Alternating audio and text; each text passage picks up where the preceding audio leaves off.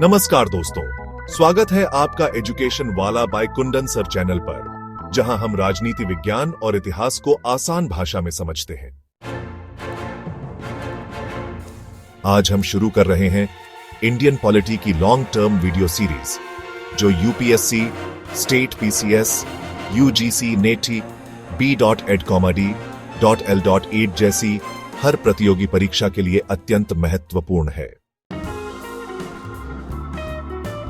हमारा पहला टॉपिक है भारतीय संविधान की ऐतिहासिक पृष्ठभूमि, यानी हमारा संविधान कैसे विकसित हुआ, किन कानूनों और अधिनियमों ने इसे आकार दिया, ये हम विस्तार से जानेंगे।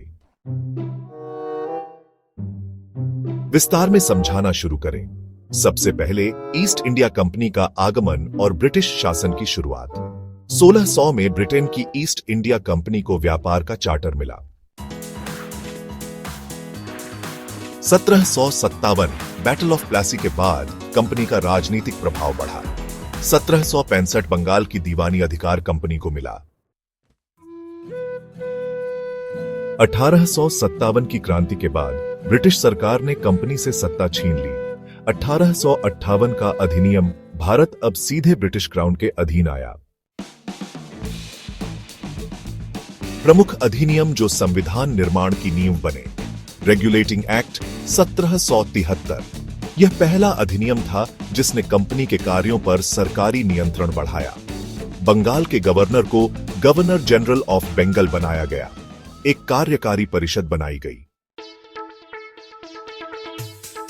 Pitt's India act 1784। दोहरी सरकार या ड्यूअल कंट्रोल लागू की गई थी। इसका मतलब था कि अब कंपनी और ब्रिटिश सरकार दोनों मिलकर भारत का प्रशासन देखेंगे। इसी के तहत बोर्ड ऑफ कंट्रोल की स्थापना हुई, जो कंपनी की गतिविधियों पर निगरानी रखेगी। चार्टर एक्ट्स जो 1813, 1833 और 1853 में पारित हुए थे, ने भारत के प्रशासन में महत्वपूर्ण बदलाव किए। 1813 में कंपनी के व्यापार पर एकाधिकार समाप्त कर दिया गया। 1833 में लॉर्ड बेंटिक भारत के पहले गवर्नर जनरल ऑफ इंडिया बने और 1853 में विधायी और कार्यकारी कार्यों का पृथक्करण किया गया। 1858 के बाद भारत के प्रशासन में ब्रिटिश सरकार की सीधी भूमिका शुरू हुई। गवर्नमेंट ऑफ इंडिया एक्ट 1858 के तहत ईस्ट इंडिया कंपनी को समाप्त कर दिया गया।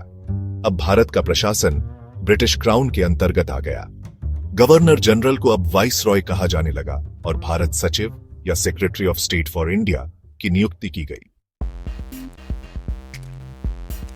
भारतीय प्रतिनिधित्व की शुरुआत।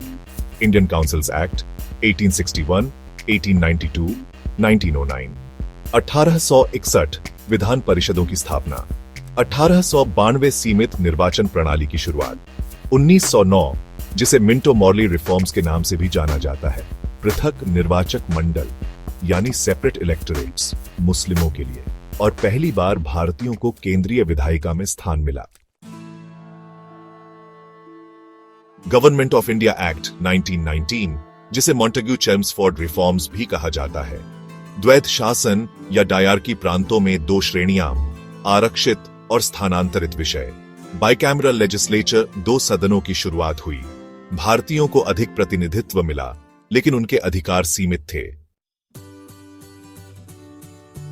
Government of India act 1935। यह भारत के संविधान की नींव था। संघीय ढांचा प्रस्तावित किया गया। प्रांतीय स्वायत्तता प्रदान की गई। केंद्र और प्रांतों के लिए विषयों की सूची बनाई गई। केंद्रीय सूची, प्रांतीय सूची और समवर्ती सूची। फेडरल कोर्ट की स्थापना और पब्लिक सर्विस कमीशंस की शुरुआत। नोट: यही अधिनियम संविधान निर्माताओं का सबसे बड़ा स्रोत बना। भारतीय स्वतंत्रता अधिनियम 1947। भारत और पाकिस्तान को स्वतंत्रता मिली। संविधान सभा को पूर्ण स्वतंत्रता प्राप्त हुई। संविधान बनाने हेतु ब्रिटिश संसद का भारत पर कोई नियंत्रण नहीं रहा। संविधान सभा का गठन और कार्य। संविधान सभा की स्थापना कैबिनेट मिशन योजना 1946 के तहत हुई। प्रारंभ में इसमें 389 सदस्य थे, लेकिन पाकिस्तान के अलग होने पर यह संख्या घटकर 299 रह गई। डॉ. राजेंद्र प्रसाद को अध्यक्ष चुना गया। 26 नवंबर 1949 को संविधान अंगीकृत हुआ और 26 जनवरी 1950 को यह लागू हुआ। तो साथियों, आपने देखा कि कैसे ब्रिटिश शासन के विभिन्न अधिनियमों ने भारतीय संविधान की नींव रखी। 1773 से 1947 तक का यह विकास क्रम हमारे संविधान के ढांचे और सोच को प्रभावित करता रहा। अब जब हम अगले वीडियो में बात करेंगे संविधान सभा और उसके योगदान की, तो इस पृष्ठभूमि को समझना और भी जरूरी हो जाएगा। अगर आपको यह स्क्रिप्ट पसंद आई हो तो इसे अपने दोस्तों के साथ जरूर शेयर करें और अगला भाग देखने के लिए चैनल को सब्सक्राइब करें। मिलते हैं अगले वीडियो में। तब तक पढ़ते रहिए, समझते रहिए और बढ़ते रहिए। जय हिंद।